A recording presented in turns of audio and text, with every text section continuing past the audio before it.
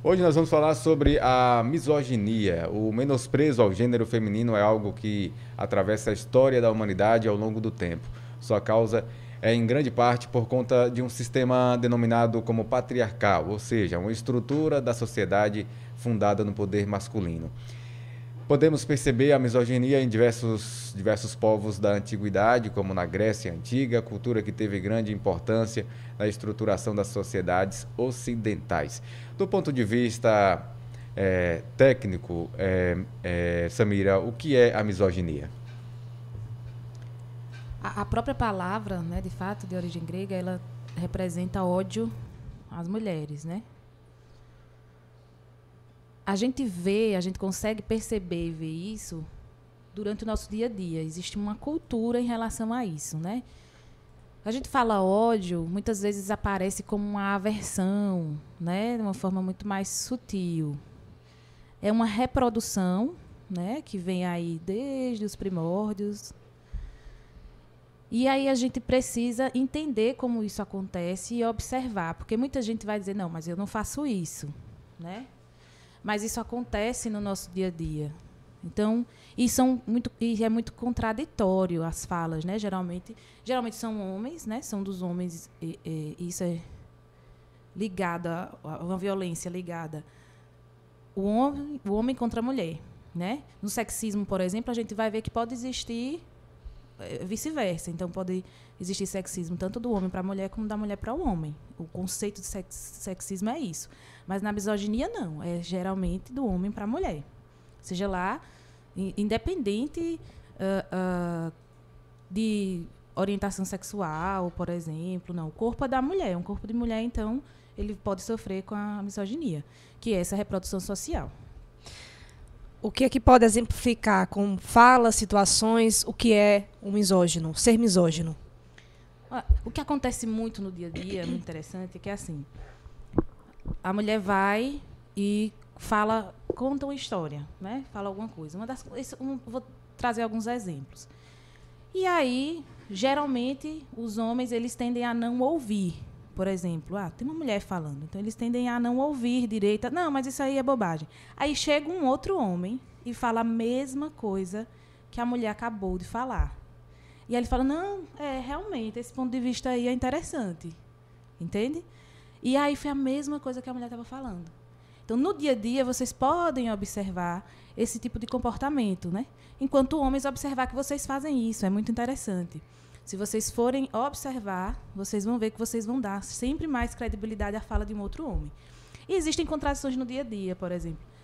A mulher no volante, perigo constante, né? Eu gosto muito de rebater essa pergunta. E quando você vai comprar carro, você gosta de comprar carro de mulher ou de homem? Né? Por quê? Por que vocês preferem carro de mulher se mulher no volante é perigo constante? Né? O nosso carro devia ser muito pior para comprar, mas não. É o mais escolhido porque estatisticamente se mostra que nós somos mais cuidadosas, que nós dirigimos melhor, né, que os homens, e por isso os nossos carros são muito mais conservados. Então há uma contradição que não se pega, né, no dia a dia. Então, na hora de falar que a mulher está dirigindo mal, você fala, mas na hora de comprar o carro você prefere um carro de mulher, principalmente se for assim, né, única dona, que for mulher, pronto. Tem outra situação que a gente percebe no dia a dia, que é relacionada a diminuir, né, de fato, o que a mulher traz. Tudo sempre acontece no dia a dia dos homens diminuírem, certo? E muitas vezes tem homens que se aproveitam dessa situação. Essa situação que eu falei primeiro, por exemplo, que o homem está aqui conversando com a mulher, ela dá uma opinião, aí ele menospreza, aí chega um outro homem, fala a mesma coisa, e aí ele acha bacana. Existe uma situação que tem homens que se aproveitam disso. Então, assim, ele espera a mulher, ele sabe que a mulher tem uma capacidade intelectual ali, naquele momento, um pouco maior que a dele, ou tem mais conhecimento, e aí ele espera a mulher falar, sabe que ela não vai ser ouvida, e utiliza o que ela falou para falar. E aí ele é ouvido e a ideia sai como dele. E aí foi uma mulher que trouxe. Né? Então, são situações assim muito específicas que a gente pode perceber no dia a dia, de fato. Tem uma história que é contada em alguns livros, por exemplo, Vou trazer exemplos assim mais antigos sobre misoginia, que tinha uma orquestra, por exemplo, americana, que ela não aceitava mulheres, né, tocando, não sei se era trombone, um instrumento.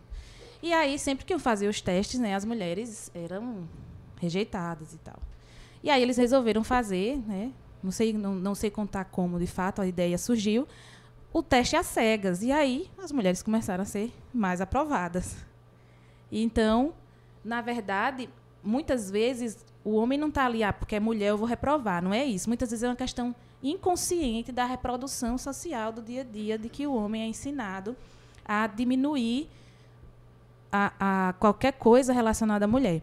Tem um livro muito bom chamado Uma Pergunta, né, que é Coisa de Menina, que é da Maria Homem e do Contardo Caligares, um casal, né, o Contardo já faleceu, que são psicanalistas muito respeitados no Brasil. E o livro leva essa pergunta porque eles vão questionar, né, o que é isso que é coisa de menina, né? E muito mais a aversão sobre o que é coisa de menina. Eu recebo adolescentes na clínica, por exemplo, do sexo masculino, que tem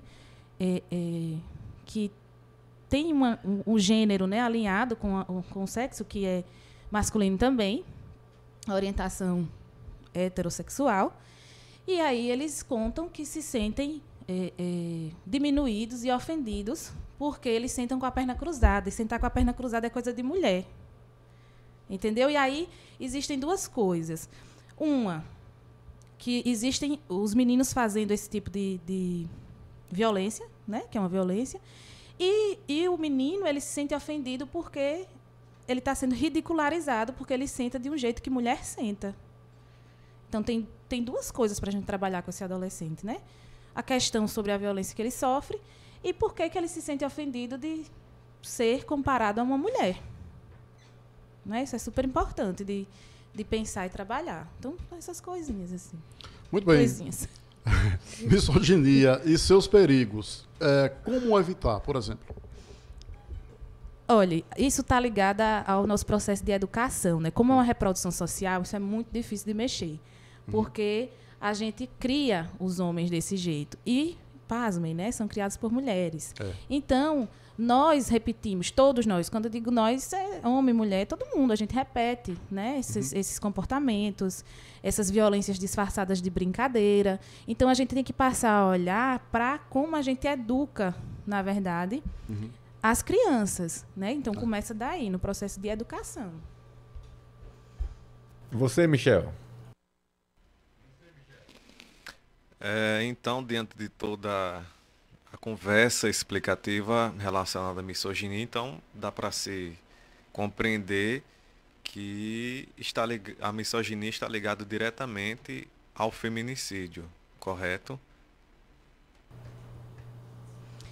Sim, né? Porque como é um comportamento que está alinhado aí, né, no modo de vida desses homens, se eu tenho aversão, se eu começo a sentir aversão em algum momento, né, se eu tenho aversão ou ódio em algum momento, a gente pode aí cometer uma violência, né? Então, sim, os casos de feminicídio, eles estão, sim, relacionados à questão da misoginia. E, Samira, além do feminicídio, quais são as consequências da misoginia aqui no Brasil? Salário desigual, né? Diminuição da autoestima das mulheres, silenciamento, transtorno psicológico, né? Uma bagunça na saúde mental, tudo isso, assim, são os reflexos da misoginia em qualquer lugar do mundo, na verdade, né? Samira, e nós mulheres que estamos diariamente expostas a essa misoginia gratuita, como fazer, como agir, como sentir-se nesses momentos? É interessante que a gente aprenda a se posicionar, né? Porque a gente é ensinada a calar, né? A gente é ensinada a ficar calada, a não rebater esse tipo de discurso. Então, muitas vezes, quando você se sentir silenciada, fale, né? Eu fui silenciada aqui, fale. Se precisar falar mais alto, fale mais alto. Né? Se o rapaz entrou, você acabou de falar, mas eu acabei de falar isso.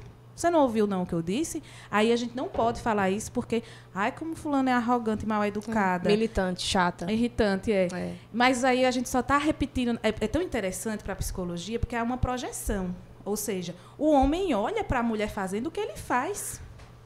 Aí ele repele o próprio comportamento dele que está em uma mulher.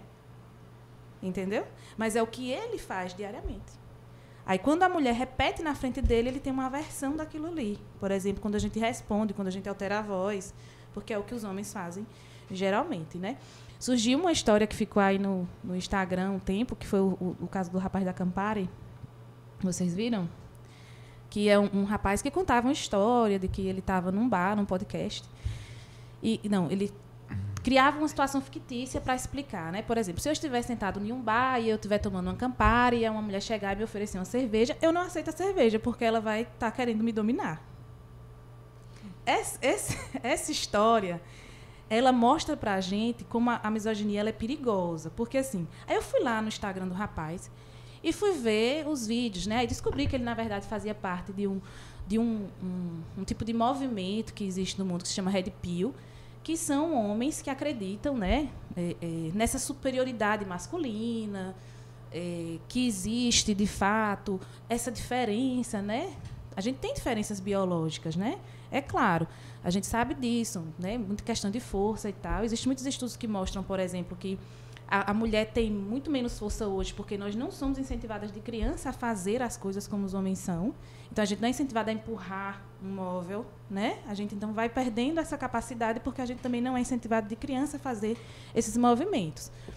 Mas aí assistindo, né, os stories dele, é muito interessante ver que ele deixa muito claro, assim, que é uma pessoa que tem muitas inseguranças, tem muito medo de rejeição, porque toda a conversa gira em torno do medo de ser traído. Isso é um reflexo de muitos homens, né? Muitos homens vivem um relacionamento, isso eu recebo na clínica bastante, vivem um relacionamento e a única preocupação deles é, será que eu sou corno? Sabe? Essa expressão, né, que a gente utiliza, popular. E aí eles giram em torno dessa questão e aí acabam um casamento, né? Eu recebo muitas vezes mulheres que são apaixonadas, sabe? E aí sofrem com um homem perguntando, desconfiando de amiga, desconfiando de colega de trabalho, sabe? E aí a mulher apaixonada por aquele homem, ela chega lá contando essa história, chorando, vamos separar porque eu não aguento mais isso. E aí não existe nada ali, entendeu? Só o homem com medo de ser traído. E aí esse discurso desses homens está muito ligado ao medo de ser rejeitado, ao medo de ser traído, né? E aí a psicologia, as várias psicologias vão dizer assim, gente, se a gente está vivo, a gente pode ser traído por amigo, por familiar, na relação de trabalho, entendeu? Então a gente tem que ter o quê? Que os homens não são ensinados a ter inteligência emocional. Aconteceu? A gente segue a vida, né? Ah, mas vou falar de mim, vão rir de mim, né? Então, isso cria uma questão do status também ali. Mas isso pode acontecer com qualquer pessoa. E aí se cria esse tipo de discurso, que é o discurso do Red Pill, e aí geralmente você vai ver esse discurso de pessoas que têm medo, né, da rejeição, medo de ser traído, né, de ser trocado, né? Muito bem, nosso tempo acabou. Samira Pires, um abraço para você e aproveita seu fim de semana. Muito obrigada, vocês também, viu? Até a próxima. Até a próxima.